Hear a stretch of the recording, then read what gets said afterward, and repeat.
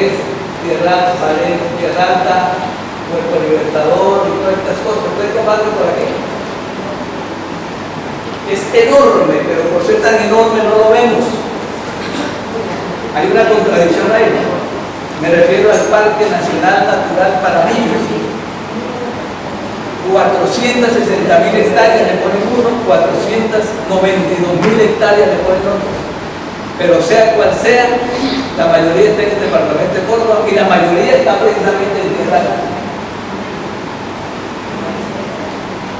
La biodiversidad de ese parque, extraordinaria, extraordinaria.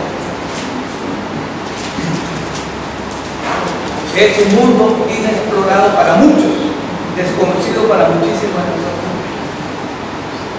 Se vino a oír hablar de él en ocasión de los cultivos de coca, cuando comenzaron a principios del año 90.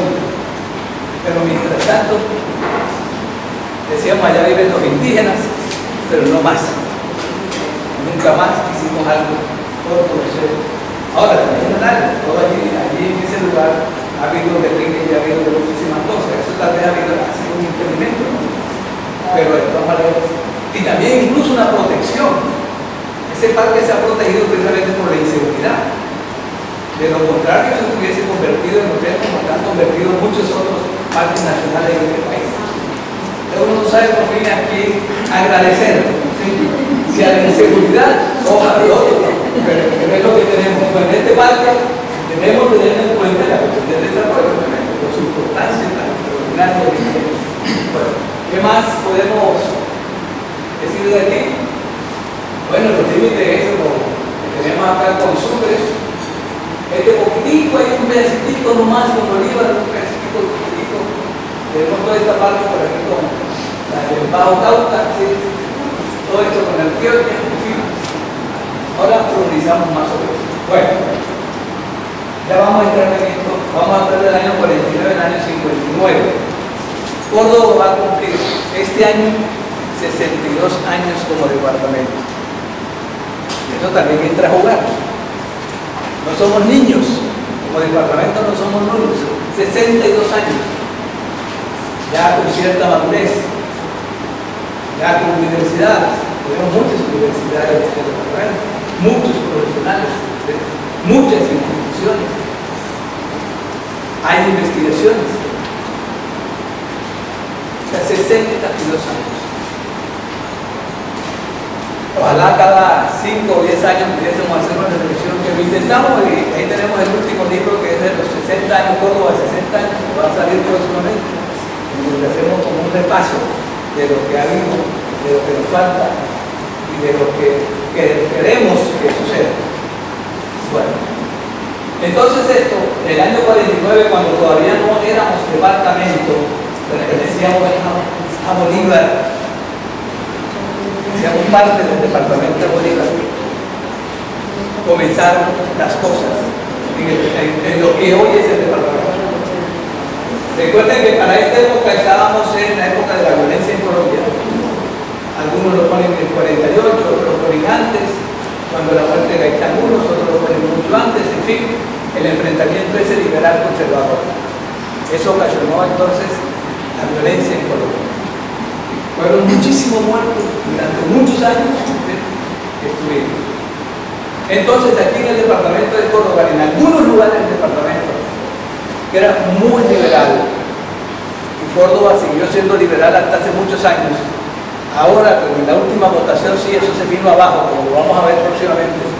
Pero los liberales tuvieron un auge extraordinario y tenían una historia precisamente grande en ese sentido. Después Gaitán y todas esas cosas, alimentó mucho eso. Entonces, en el año 49, cuando los conservadores estaban en el gobierno, molestaban mucho a los liberales y todas esas cosas, en algunos lugares, especialmente en el Alto San Juan, algunos liberales decidieron levantarse en armas contra los conservadores. Y aparecieron en el departamento las guerrillas liberales. Importantísimo. Año 49. Guerrillas liberales. Siempre creíamos que las guerrillas y los combates eso se libraban en el interior del país. La cantidad de muertes era enorme. y ahí empezaron a surgir teorías. En ese entonces, cuando se supo toda esa cantidad de muertos que sucedían en el interior del país con ocasión de la violencia, algunos empezaron a decir que nosotros los costeños éramos, palabras textuales, alérgicos a la violencia. No queríamos saber nada de la violencia, no nos gustaba, no queríamos saber eso. Nosotros éramos un espíritu alegre, festivo, embrumador, fregado, embutero, lo que ustedes quieran, ¿sí? Pero nunca nos metíamos con violencia. Ese conflicto, esa bacachaca, era para gente del interior. Nosotros no. En otras palabras, casi unos ángeles. Bueno, pero resulta que esta gente entonces también con mucho, pues, yo me imagino que ellos se sentían obligados a defenderse de los conservadores. Ustedes formaron guerrillas. Y hubo guerrillas en estos lugares. Valencia Tierra Alta. El que dirigía aquí en Valencia Tierra Alta era un indígena de acá de San Andrés, Mariano Sandón. Mariano Sandón. Indígena, chiquito, maluco, ¿sí? Como le decimos, como pintamos a los indígenas. Yo no sé si todavía en Purísima, no me acuerdo si en Purísima o en Momín, a la entrada de la alcaldía había como una estatua ahí de indígena, ¿sí? Pero eso era así chiquitito, ¿no? Una burla, eso nunca era así, la gente tan chiquita, ¿no? Pero es la burla esa que tenemos contra los indígenas, contra los afros y todas esas cosas, ¿no? Bueno, porque también somos discriminadores, ¿no? Es otra cosa que también nos ha afectado muchísimo. Bueno, entonces, aquí, en esa parte, con ellos entonces, ellos se levantaron de la Evaristo, aquí Mariano, aquí Puerto Libertador, Montelíbar, todo lo que hoy es Uré, toda esa parte, la más grande, la más organizada, la de Julio Guerra, natural de Ituango, vecino aquí, vecino de la gente de aquí, Ituango, todo lo que es Peque, La Leiva, Ituango, toda esta zona por aquí, la misma gente, pero nacido en otro territorio, pero es la misma gente. Había prestado el servicio militar y todo lo demás. Julio Guerra. Acá, con Canalete. Yo era acá de Canalete. ¿Quién conoce Canalete? A la entrada hay que hay un árbol famoso, Florizando. Famoso. Allí dice que llevaban y lo ajusticiaban a la gente. Lo ajusticiaban. Y dicen todavía que hasta hace unos años se habían todavía resultado las perforaciones de la pala, entre esas cosas. Nosotros tenemos fotos de descabezados, producto de la violencia. Están en un libro que se llama Origen de las luchas agrarias en fotos. Ahí están fotos que muestran también cómo decapitaban a la gente en ese entonces. Bueno, y había otros menores por estos lugares. Bueno, tuvimos y aquí en Ayapel esporádicamente se daban algunos encuentros, esporádicamente, pero lo importante estaba aquí y acá en esta parte. Bueno, cuando subió al poder Rojas Pinilla, él decretó una amnistía en el año 53, una amnistía para las guerrillas liberales.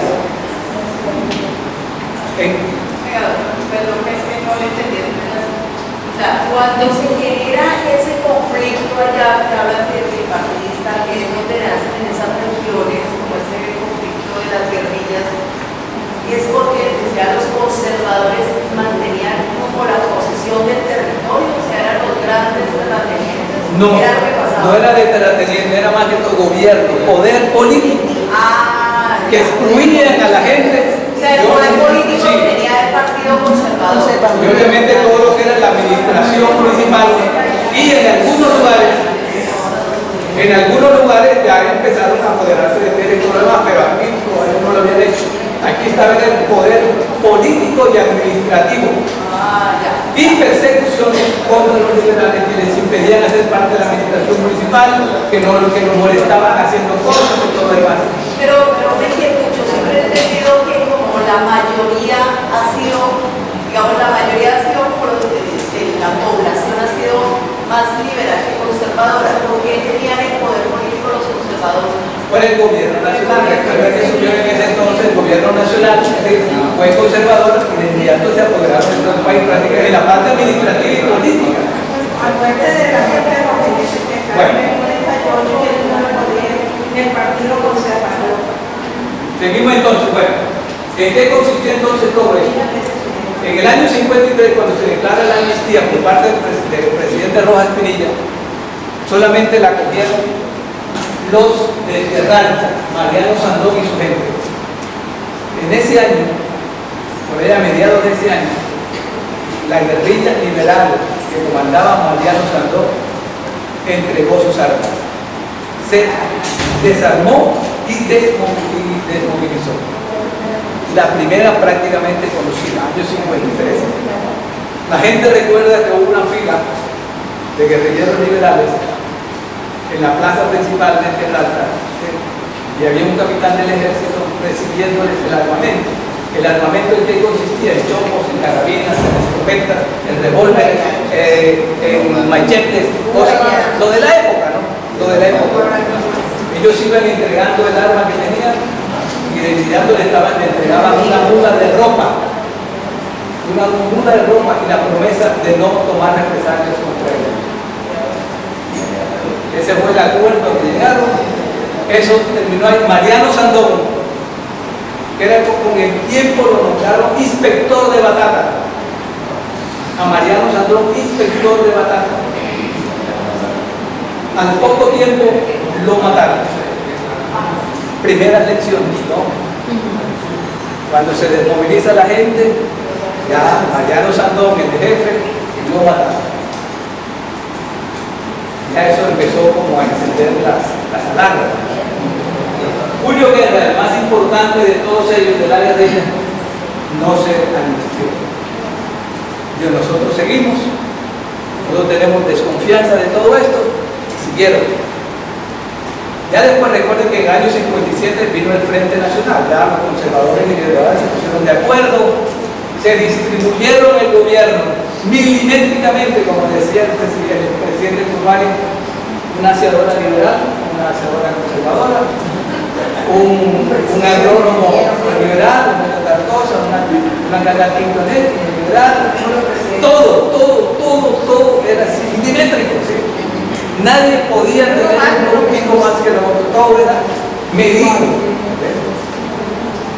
Entonces, en el año 57, cuando hubo, bueno, ya se pusieron de acuerdo y todo lo demás, le llegaron ofrecimientos a Julio Guerra para que se desmovilizara, ya un ambiente distinto, ya de acuerdo. Y él dijo, no, nosotros vamos a esperar. En el año 59, por gestiones de María Elena Crobo, recuerden esta liberal famosa, yo no sé si está muerta o no, pero fue ministra de trabajo, una mujer importantísima. Ella, gestiones de ella, gestiones del presidente de entonces, los liberales de aquí de Córdoba también presionaron hasta que lo convencieron. Convencieron a Julio Guerra de que se movilizara, que ya era hora.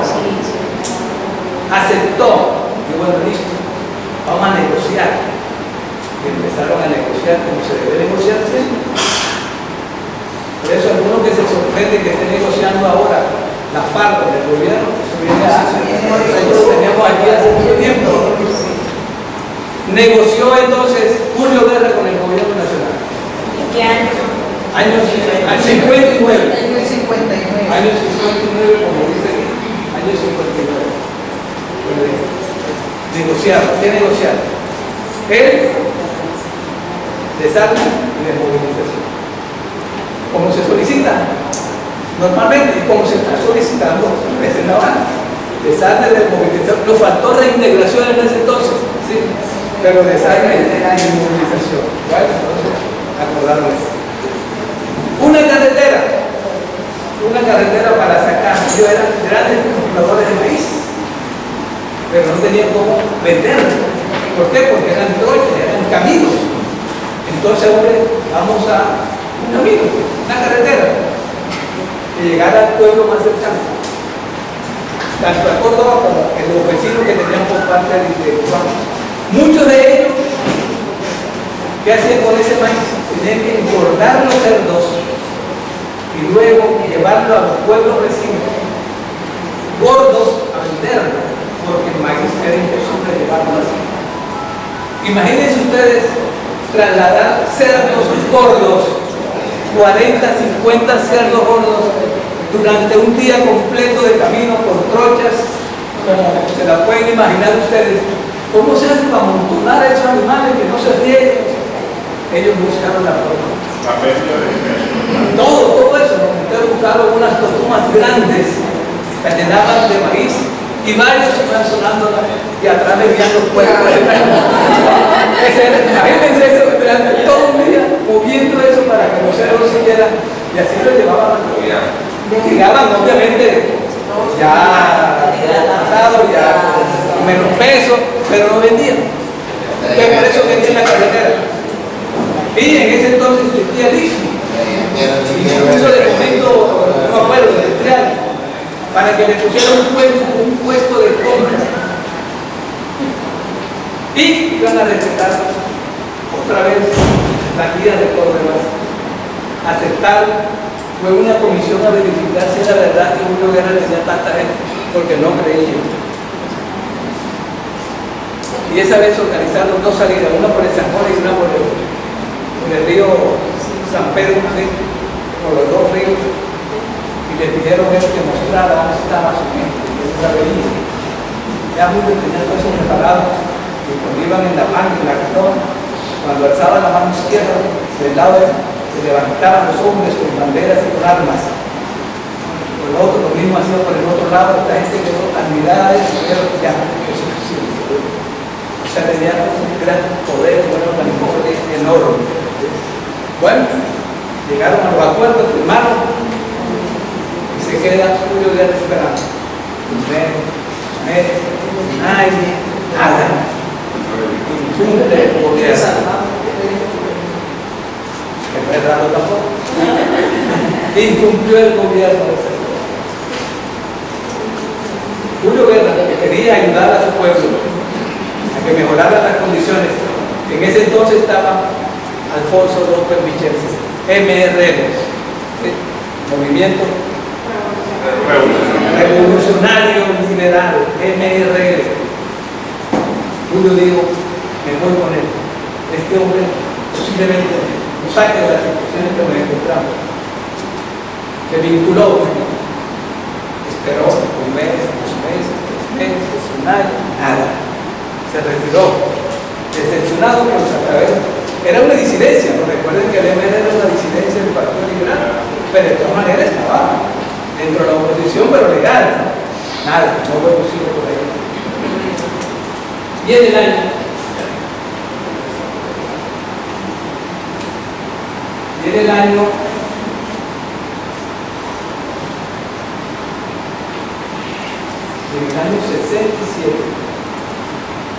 67 apareció en el Alto Sinú de San Jorge una proclama declarando esa zona territorio de guerra. ¿Quién la firmaba? El Ejército Popular de Liberación, EPL. Y dentro de los firmantes aparecía Julio Guerra. Uno se pregunta, ¿es justo eso? A un hombre que hace varios intentos dentro de los cauces normales que le señala la Constitución para participar en política y que no obtiene lo que se espera a pesar de que cumpla los requisitos que le exigen, ¿qué otro camino le queda? Hay que ver si esa posición que tomó Julio Guerra fue la correcta o no.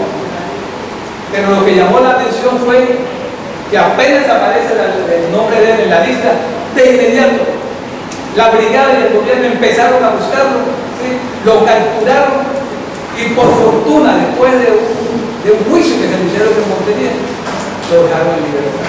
Pero sorprende que mientras tuvo que esperar tantos años solicitando algo, y cuando se mete a eso ya de inmediato lo aprende, ¿no? Entonces ahí viene la pregunta: cuando los cauces normales, legales, constitucionales se agotan, no hay más, ¿qué hace la gente? ¿Hasta dónde es legal hacer otra cosa? ¿Y qué es otra cosa? Bueno, cada uno dirá que es otra cosa, pero distinta a esa. Eso creó realmente una discusión importante y todavía incluso está. Cuando uno no encuentra esos cauces, cuando no se satisface por los medios conocidos, entonces ¿qué puede suceder? Vamos a contar. Bueno, un dato curioso de Julio Guerra, y pues como volviendo al antecedente que decía hace un momento sobre la participación política de guerrillas o guerrilleros con el Estado. Julio Guerra, pues recuerdo yo que recibió la inspección de policía de Juan José, que se lo ofreció pues el gobernador de ese entonces, Germán Bulaboy. Entonces no es nada raro, pues como hacía el comentario hace un momento, que pues, si hay negociación también hay un participación política por parte de sus actores. Entonces, como ese dato curioso de la inspección de policía de San José. Ok, muchas gracias. Bueno, de Julio Guerra después, bueno, sale libre y Julio Guerra se retira un poco de la cuestión política. Se nos perdió. Es posible que todavía esté vivo en alguno de esos lugares, Lituano, Peque, La Vega, es posible. La última información que tengo que hace 3 meses alguien me dijo, todavía está ahí. Ya viejito, pero todavía está. Otro me dijo, no, aquí hay una nieta, tengo una nieta, algo de él. Pero no hemos podido localizarla para saber, para conocer esa historia, porque esa historia es enorme, es importantísima. Bueno, así entonces, ¿qué se pasó con Calonge? Calonge se retiró un poco de eso también y prácticamente ahí finalizaron entonces estas 3 que había más. Había como 6 o 7 grupos guerrilleros liberales, pero los otros eran menos importantes. El de aquel menos importante, y por acá, por esta zona especialmente, es la que había mayor número de ellos. Calonge, que es un apellido de por acá, quería esas cosas. Sí, Calonge, Evaristo Calonge. Entonces aquí, este y este. Bueno, año 59, ahí finaliza, digamos,